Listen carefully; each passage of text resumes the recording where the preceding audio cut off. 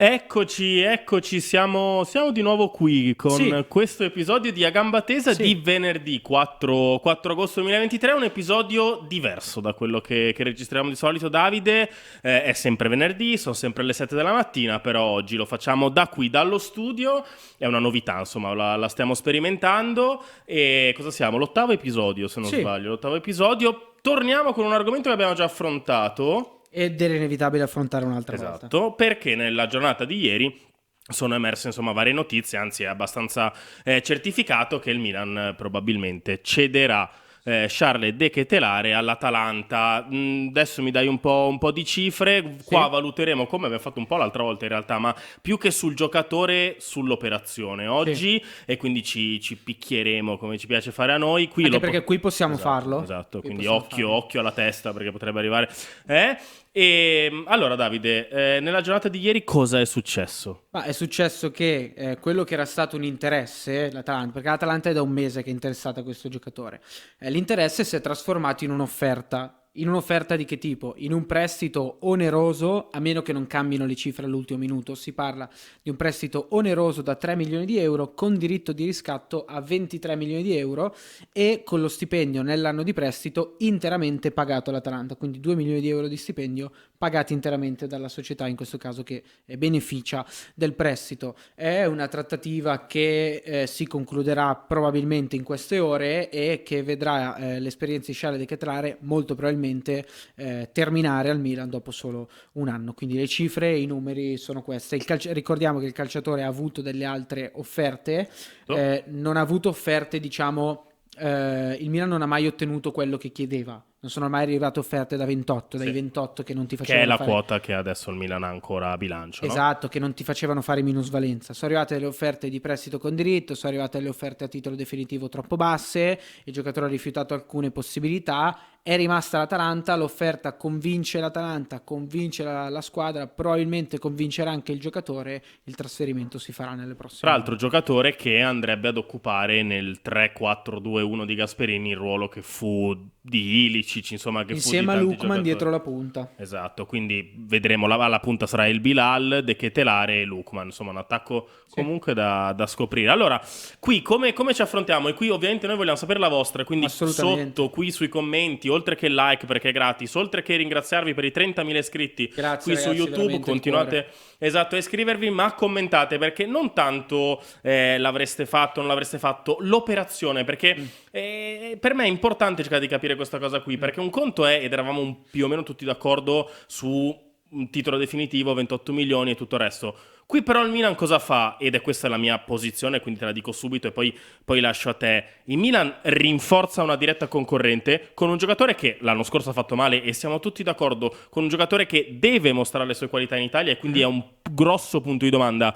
Ma il Milan dà in prestito per un anno con diritto di riscatto a favore dell'Atalanta di 23 milioni, quindi si copre diciamo il costo a bilancio, ma se il ragazzo esplodesse all'Atalanta il Milan non avrebbe né l'opzione di controriscatto né sembra una percentuale sulla rivendita o comunque vediamo, ma non è tanto quello. Il punto è che il Milan ha completamente scaricato il giocatore con questa offerta qui e soprattutto, ed è questa la cosa che a me piace meno, rinforzi una tua diretta concorrente per la Champions League e rinforzi una squadra italiana che potrà beneficiare di un ragazzo che sicuramente si deve fare, sicuramente deve esplodere, ma dalle indubbie qualità tecniche. Io ero uno di quelli che l'avrebbe insomma ceduto, ma non così e non all'Atalanta, non in prestito con diritto di riscatto.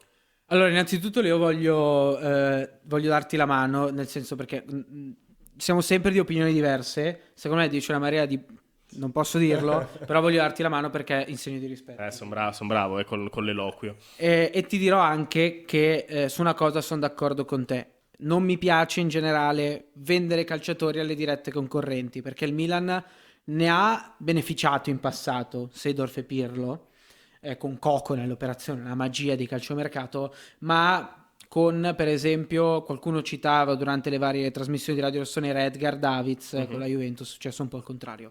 Eh, io credo che metto tre paletti al mio ragionamento. Uno, il Milan vuole cedere il calciatore a titolo definitivo, il Milan vuole liberarsi del calciatore. Il calciatore in questa rosa, con questo allenatore, con questo metodo di gioco, No, non ha avrebbe giocato, spazio, certo. non ha giocato. Due, il calciatore ha rifiutato diverse proposte.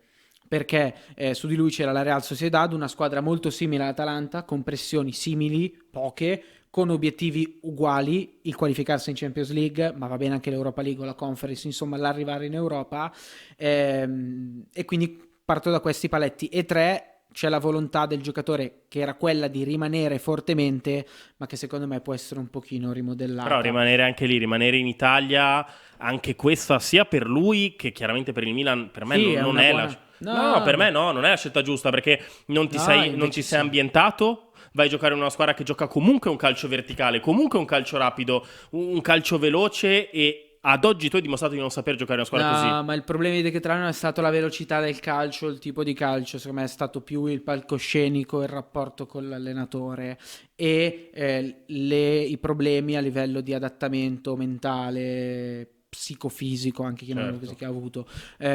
Ma se Questa è una buona ti operazione, Leo. per il Se ti Milan? esplode, pace, ce ne faremo una ragione. Abbiamo degli altri calciatori, abbiamo fatto un mercato importante.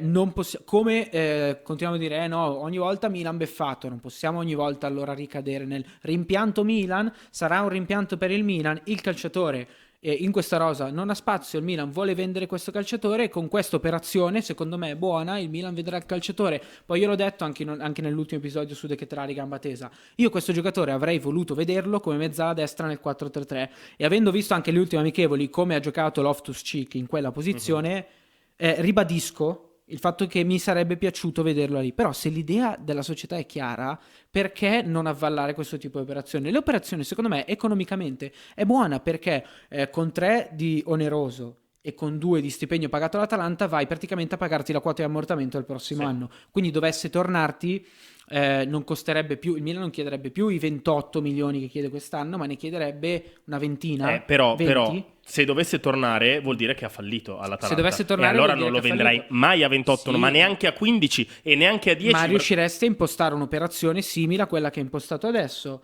Beh, se il calciatore esplode, l'Atalanta lo riscatta a 23, tu porti a casa una plusvalenza di pochi milioni di euro, 1,5 milioni, 2 milioni di euro complessivamente, porti a casa una plusvalenza quando nelle ultime settimane c'era la parola minusvalenza come fantasma che aleggiava sopra la testa di questo giocatore. Qui secondo me l'operazione è buona. Ripeto, mi dispiace per il calciatore, però definire questa operazione di mercato un'operazione che non si potesse fare o che non si dovesse fare mi sembra un pochino esagerato. Guarda, per me invece è la prima sé che io ho apprezzato molto l'operato, il lavoro che sta facendo questa nuova dirigenza, sia per prezzi, sia per costi, sia per tipologia di giocatori acquistati. Questo per me è il primo passo falso, chiamiamola così. In uscita era uno dei banchi di prova di questa dirigenza, l'uscita, perché abbiamo sempre fatto fatica a vendere, questo è chiaro.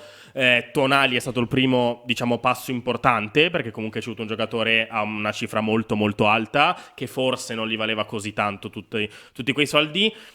Questa è la tipologia di operazione, il prezzo va bene, ma così tu non sei tutelato. Cioè, se l'avessi ceduto a titolo definitivo, ti dico bene, prendi 25 milioni, li reinvesti in altri giocatori. Qui non prendi neanche i soldi di quest'anno, perché vai in pari, come hai detto tu, lo dai in Italia, e per me dare i giocatori in Italia è sempre sbagliato, perché rischi di rinforzare una diretta concorrente, lo metti forse addirittura nelle condizioni di poter far meglio con Gasperini rispetto che con Pioli, per il ruolo che ha, per quello che può esprimere, per il gioco eventuale dell'Atalanta, se lo creeranno, diciamo, su misura sua. Ma ti dico di più, è un rischio così elevato perché tu non hai nemmeno una recompra, non hai un controriscatto, Vabbè, non hai un obbligo. Sì, va bene, però cani sciune fesso, come direbbero. È inutile che ridi, cani sciune fesso né il Milan né l'Atalanta. Se il Milan decide di fare un'operazione del genere in uscita, vuol dire che non ha bisogno dei 25 milioni cash liquidi di Charles De Ketelare da investire su un altro calciatore, perché se no non lo farebbe. Però vuol dire che l'Atalanta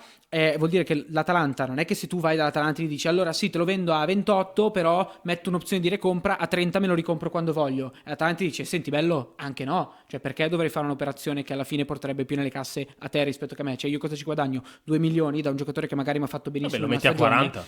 Ma Metti no a ragazzi, 40. cioè l'Atalanta ti direbbe no sulla recompra, Ma infatti è ma giusto. anche su una percentuale sulla rivendita, sì va bene, ma se tu vai e inserisci la trattativa una percentuale sulla rivendita di 20, di 10, 15, 20, sono tanti ragazzi, cioè perché se il giocatore esplode e l'Atalanta lo vende a 50, 10, 15 sono tanti, allora lì ti direbbero no, scusa, a me cosa viene in tasca? Ma infatti Prendo un giocatore, lo l'obiettivo era faccio quello. esplodere e cosa mi viene? Alla fine mi viene quanto? 10 milioni perché lo vendo a 50, l'ho pagato 28, 10 li devo dare a te? No, ragazzi, cioè, mi sembra esagerato. No. Io credo che questa nel complesso sia una buona È operazione. chiaro, però mi sembra più una buona operazione appunto per l'Atalanta. Io magari non metti Ma è magari una la buona operazione anche per il Milan. A quel punto tu dici, bene, allora io a te, visto che l'Atalanta vuoi dettare queste condizioni qua, io vado all'estero e cerco di venderlo PSV, Real Sociedad. Ma se lui rifiuta le proposte? Ma perché lui vuole restare per forza in No, Italia in un campionato che la volontà del calciatore è chiara e l'ha espressa negli ultimi Ma giorni. rimanere al Milan. Voglio restare al Milan. E quindi no all'Olanda, no alla Germania, no alla Francia, no alla Real Sociedad. Però scusami, alla Spagna tu mi vuoi dire che lui ha le caratteristiche perfette per il campionato spagnolo. Ma anche per Ritmi più bassi, il spazi tipo di più ampi. squadra in cui sarebbe andato. Perché, ripeto, la Real Sociedad è molto simile all'Atalanta. E allora chiama come la Real piazza, Sociedad e vendilo. Ma se il calciatore dice di no? Per qualsivoglia ragione? Cioè, se io prendo i 3 paletti che ti ho detto all'inizio, il Milan non lo vuole più, con questo allenatore non gioca, il calciatore ha rifiutato le altre proposte, sul tavolo c'è solo questa. Se prendo queste 3 cose in considerazione, io dico l'operazione di mercato è una buona operazione di mercato. Mi sarebbe piaciuto esultare ai gol di De Ketelare? Sì. Credo che De Ketelare non abbia espresso il suo massimo potenziale in questa rosa? Sì, ma ragazzi è stata fatta una scelta. L'allenatore del Milan è Stefano Pioli. Il ragazzo con questo allenatore, con questo modo di gioco, non in gioca, questa squadra, ma questo è chiaro. non gioca, cioè tenerselo sarebbe controproducente. Poi va a Bergamo, non allora, fa bene, ti bravo. ritorna e l'anno prossimo si ripeterà la stessa situazione, però stiamo parlando comunque di un classe 2001. Sì. Di un classe 2001, cioè È quello che ti volevo dire, fa male, la metti l'anno prossimo, fa male, non gioca, o per qualunque motivo ritorna deprezzato completamente, e tu non ci hai guadagnato nulla, è un giocatore che è sul groppone. Però è un discorso sbagliato quello che faccio, però ragiono per ipotesi, per paradossi. Metti che l'allenatore del Milan non è più lo stesso. Bravo. L'anno prossimo questo calciatore ti ritorna e allora magari ha le possibilità di far vedere chi è con un altro tipo di allenatore, con un altro sistema di gioco. Ti ritorna e l'allenatore è lo stesso perché ha fatto bene e viene confermato, imbastisci un altro tipo di operazione simile. Comunque stiamo parlando di un calciatore del 2001 che ha fatto vedere determinate cose, non è un calciatore che dopo 2 stagioni negative allora viene completamente bruciato. Per me potevi forzare un po' di più anche nel diritto a quel punto. Cioè, se tu volevi un attimo tutelarti di più, a 23 è una cifra che se fa bene lo riscatti. Mettilo a 30, mettilo a 35, cioè gli dici, ok, provalo, se è forte veramente, me ne dai 35, io ci faccio pure plusvalenza di 10 milioni. E basta. Ho capito, però nemmeno noi. Per me su sta cosa qua noi delle uscite dobbiamo un attimo. E poi all'Atalanta. Cioè, tu lo sai che a Milan-Atalanta San Siro, lo sai cosa succede? No, non credo. Tu lo sai cosa succede a Milan-Atalanta San Siro? No, io non credo. A Milan, Real Sociedad non me ne frega nulla. Tanto allora io, ragazzi, io spero che il calciatore lo faccia bene. Perché è un calciatore, cioè non ho nulla contro di lui. Io spero che vada all'Atalanta e faccia bene, io spero che diventi forte, io spero, cioè non ragionerò mai nella logica del rimpianto del Milan. L'abbiamo provato? Sì. È andata male? Sì. Avremmo potuto lasciarci qualche beneficio del dubbio? Sì. Ma di fronte a un'operazione del genere, io il calciatore, con queste condizioni che sono in questo momento nel mondo Milan, io il calciatore lo vendo. Allora, più o meno abbiamo provato a delinearvi queste 2 opinioni differenti, che sono un po' quelle, Davide, che abbiamo letto nella giornata di ieri, anche sui social, sotto i nostri post, sotto i nostri video. Sono un po' queste 2, diciamo, le fazioni, le opinioni, le idee, il dibattito, insomma, volge attorno a questo. Vogliamo ovviamente, di nuovo, vi rinvito a scrivercelo qua sotto cosa avreste fatto se l'aveste ceduto all'Atalanta, a quali cifre, se aveste ceduto all'estero, ve lo sareste tenuto, perché sono tante, devo dire, ormai le opinioni. Chiaro, ricordatevi che più o meno, mi ricordo, una settimana fa, 2 settimane fa, quasi tutti erano per venderlo. Ora delineiamo. Da considerare il tenere sempre la coerenza di fondo, ragazzi. Per chiudere, questo calciatore è stato massacrato per un anno. Esatto. Massacrato per un anno e adesso non va bene che lo cedi. Mi sembra un pochino questo sì, sono d'accordo. Cioè, io sono abbastanza d'accordo con la cessione a queste condizioni, come ho detto, no. E ripeto, vi rinvito a scriverci la vostra qui sotto nei commenti, a lasciare un like ovviamente e a dirci cosa ne pensate. Però ecco, adesso cambiare completamente l'opinione da lo cedo, lo massacro per un anno, a non dovevamo cederlo, no, dovevamo cederlo magari a delle condizioni diverse, ed è un po' questo. Davide, finisce qui questo appuntamento di Gamba Dritta. Grazie Ti è piaciuto? A me è Leo, piaciuto sì, mi è molto di piaciuto, più. spero di poterlo riproporre qui, è Esatto. un'altra cosa face to face. Grazie a tutti, Sì. mi raccomando commentate perché li leggiamo tutti, insulti o complimenti o opinioni che siano. Esatto. Quindi grazie Leo, alla prossima. Grazie a te Davide, grazie a voi, lasciate un like, iscrivetevi, commentate, ci vediamo con gli altri appuntamenti di giornata. Ciao!